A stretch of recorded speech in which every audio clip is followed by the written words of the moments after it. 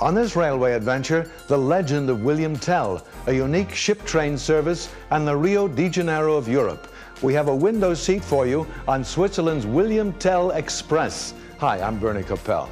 Just up the tracks, the queen of Swiss mountains, a medieval city, and Swiss-Italian border towns. Join me on Railway Adventures Across Europe.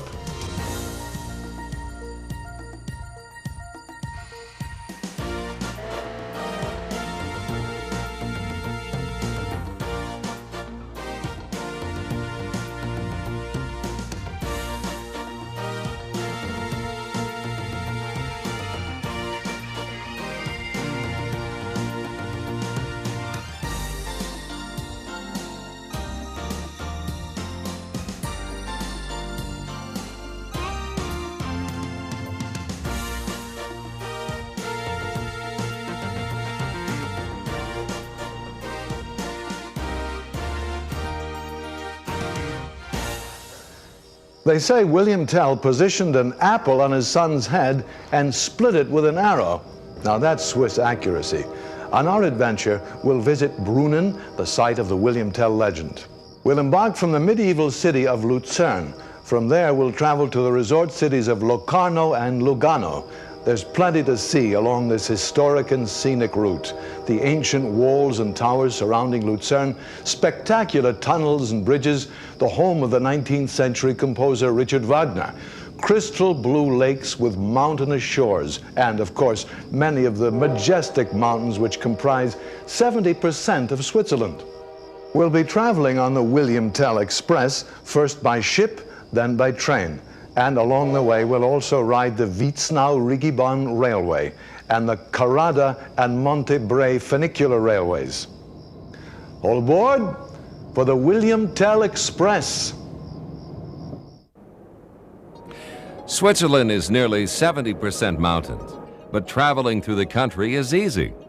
With its sophisticated transportation system of interconnecting ship and train schedules, travelers can reach their business or leisure destinations easily and efficiently.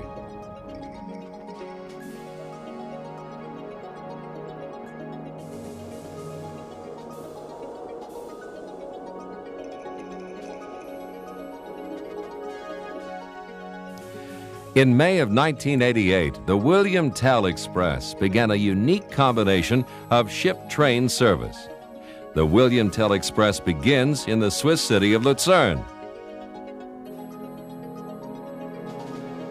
We'll travel across Lake Luzern on a steam paddle ship, see the sights along the lake, then board the train at Flüelen.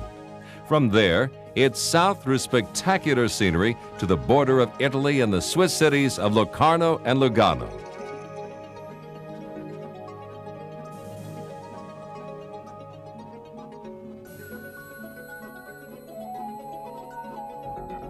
The medieval city of Luzern is in the heart of central Switzerland and is the starting point for many of our railway adventures across the country. The city is enclosed by ancient walls and towers and stands at the edge of a clear blue lake. The mountainous shores of the lake form a natural gateway to the southern part of Switzerland. The most famous landmark in Luzern is the Koppelbrücke, or Chapel Bridge, spanning diagonally over the River Reuss. Towards the south end of this footbridge is the Wasserturm, or water tower, constructed in the 13th century. This octagonal tower was originally used to store war booty in medieval times and was equipped with a torture chamber. Today, Luzern's turbulent past has become its quiet history, well preserved for tourists to explore. Fountains, squares, mansions, and historic buildings are everywhere.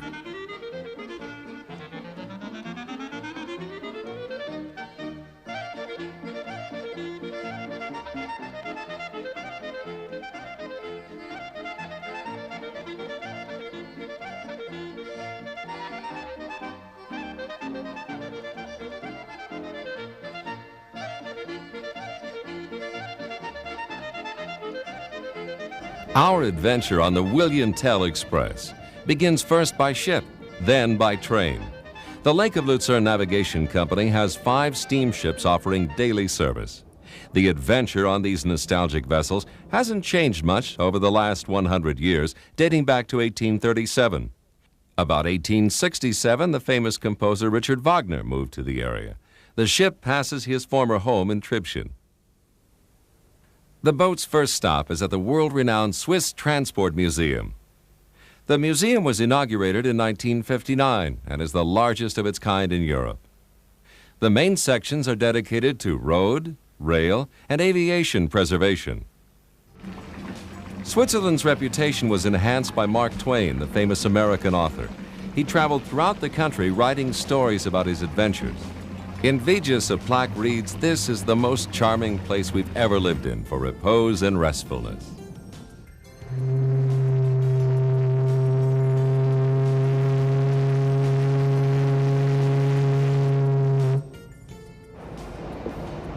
The steamer skirts the lake around Mount Rigi, known as Regina Montium, the Queen of Mountains.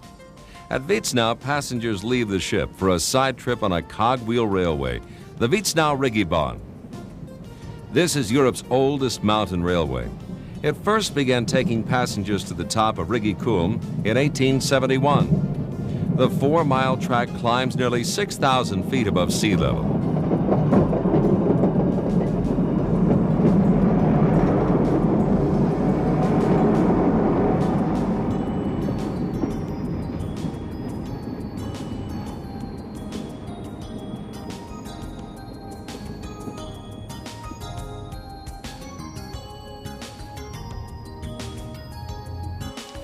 On clear days, the view from Rigi Kulm seems to stretch beyond the horizon to the snow-covered peaks of the Central Alps.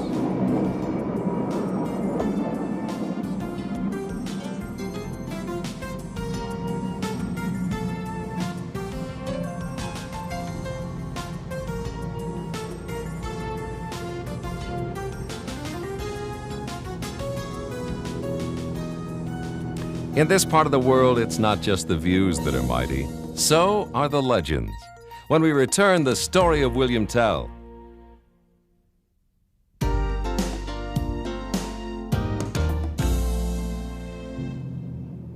Before beginning the railway portion of the William Tell Express, we're back on the ship. Then it's a visit to Brunnen, one of the largest holiday resorts on Lake Luzern. 2.5 miles inland is the town of Schwyz, which gave its name to Switzerland. Back at Brunnen, the legend of William Tell unfolds. Tell was a free farmer arrested for not paying homage to the Austrian Emperor Gessler, who ordered as punishment Tell to shoot an apple from his son's head. Legend says the arrow split the apple. Even so, the emperor took him as a captive aboard his boat. When a fierce storm blew in, William Tell leapt ashore to safety, where in 1879 the Swiss erected a church. Our paddle steamer arrives at Flüelen. The trip from Luzern has taken about 3 hours. The William Tell Express switches from steamship to express train.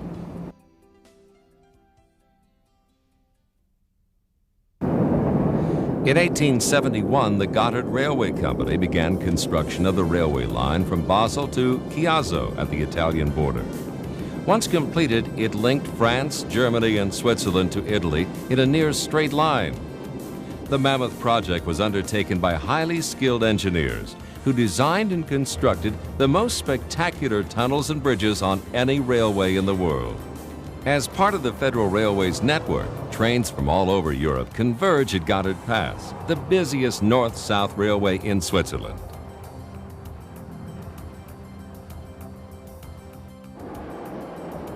On the express train, we experience an immediate change of pace from the paddle steamer. Our fast intercity express train charges headlong into the mountain pass.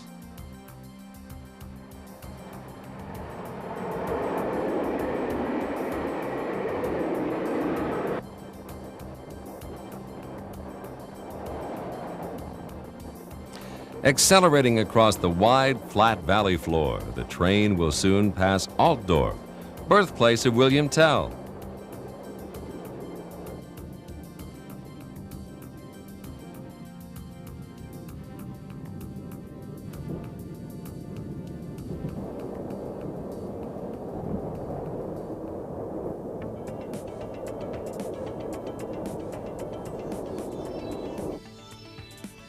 A giant bronze statue of William Tell and his son stands in the center of town. The train continues south past Schattdorf and Erzfeld in a straight line which the highway now follows. At Amsteg, the valley narrows and the mountains close in. Here the engineers in 1871 met their first obstacles. With tunnels and high bridges, they overcame the steepening pass. Clear walls or galleries were built to protect the line from falling rocks and avalanches. Specially designed spiral tunnels take travelers over the mountains. As the train circles the mountain, it gains height, and it gives travelers the chance to view the alpine scenery from all sides.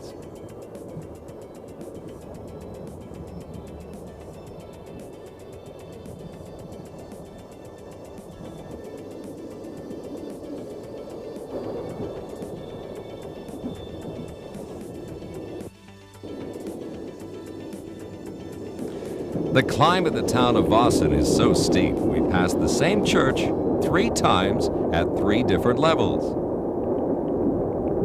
Turning first north, then south, and up the valley.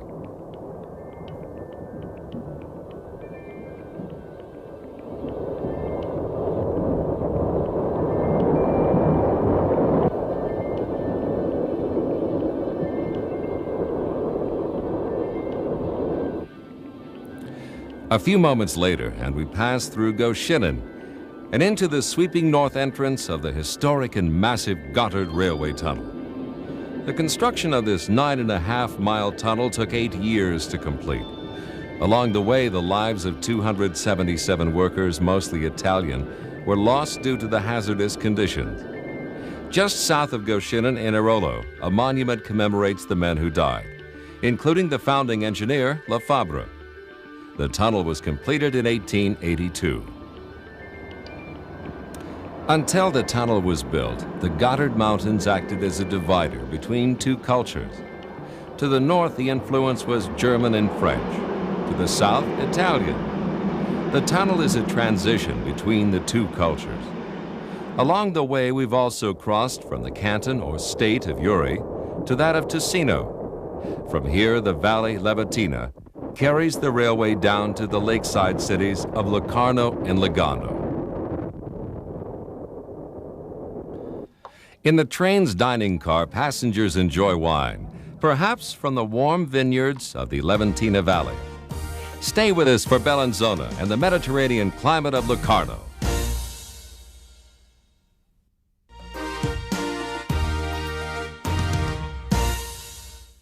From Biasca, the railway follows the widening river Ticino.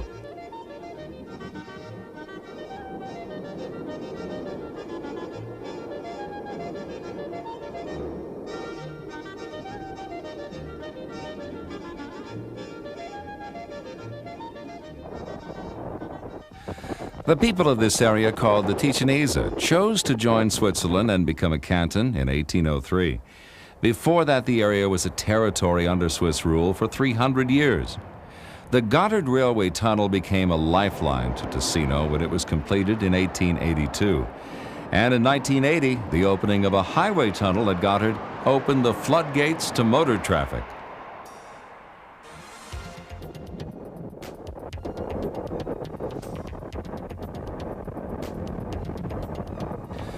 At the end of the Leventina Valley, in the canton capital of Bellinzona, 3 castles stand guard at the north-south crossroads. The medieval town and its ancient architecture sit closely preserved behind fortified walls. Since the city is the gateway to the lakes of southern Switzerland, it's often overlooked by tourists heading for the border towns.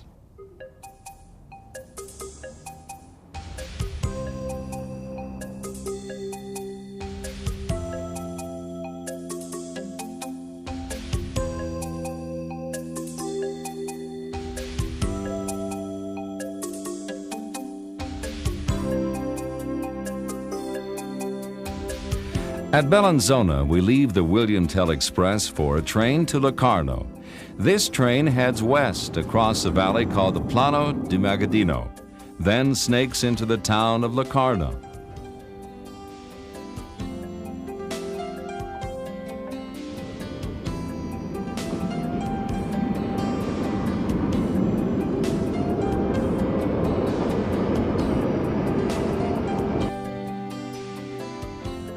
Locarno has an atmosphere and climate similar to the Mediterranean. Stretching away to the south lie the deep blue waters of Lago Maggiore. Locarno is sheltered from wind and claims to have more sunshine than anywhere else in Switzerland. It's a year-round resort ideal for rest and relaxation. Narrow streets lead to the Piazza Grande, or main center. Promenades line the lake shore, where at the cafes people sit and chat or shop in the local markets or art galleries. In town, spring flowers bloom along the lake promenade. A short ride by funicular railway and a cable car takes us up over 5,500 feet to Carrada.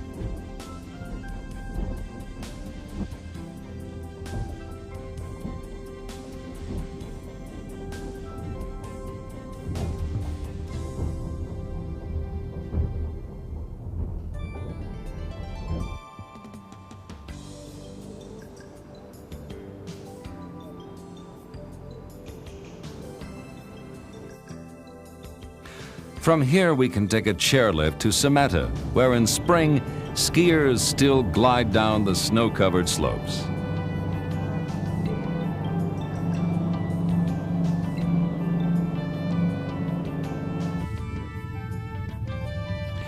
The mountain views in the summer months are spectacular.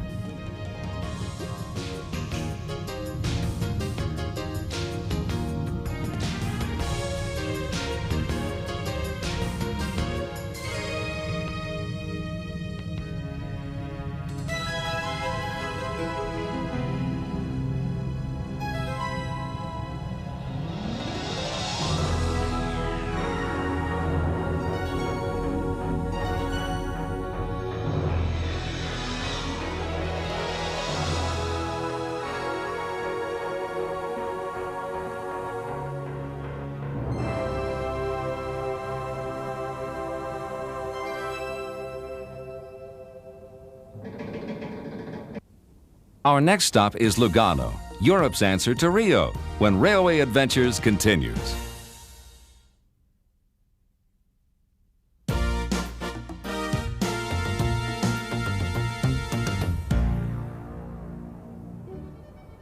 Back in Bellinzona, we reboard the William Tell Express and continue south to the city of Lugano.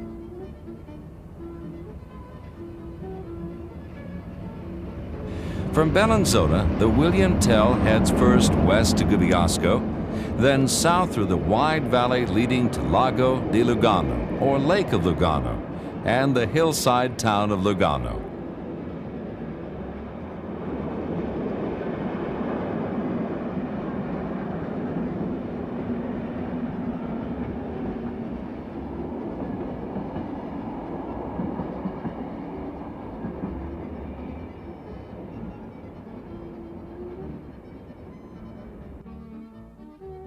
Lugano is often called the Rio de Janeiro of the old continent. The Lake of Lugano spreads out between the peaks of San Salvatore and Monte Brie. The waters of the lake constantly change light and color with the seasons.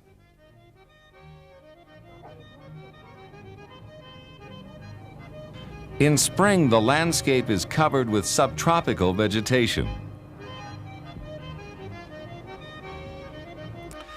Among the favorite summer activities for visitors are the pools, beaches, cafes, or walks along the lake.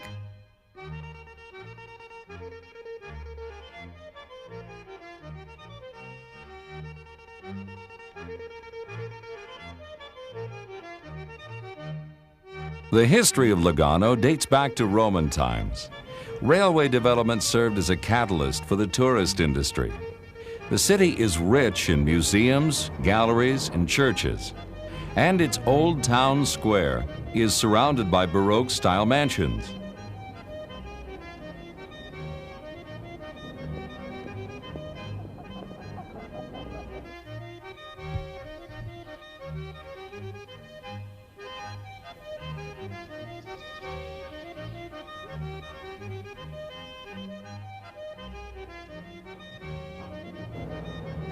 On the east side of the city, a funicular or cable-weighted rail line climbs to the top of Monte Brie. At the end of the Casorate funicular, sun terraces offer panoramas of the Bernese and Valais Alps and of Monte Rosa.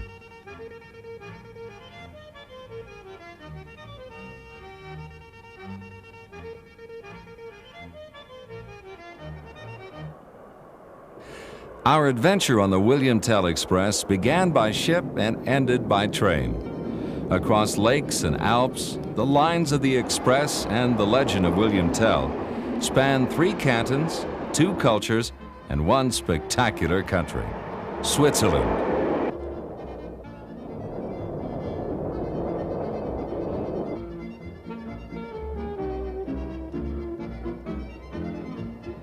Our adventure has taken us from Lake Luzern to the top of Mount Rigi, to the lake shore.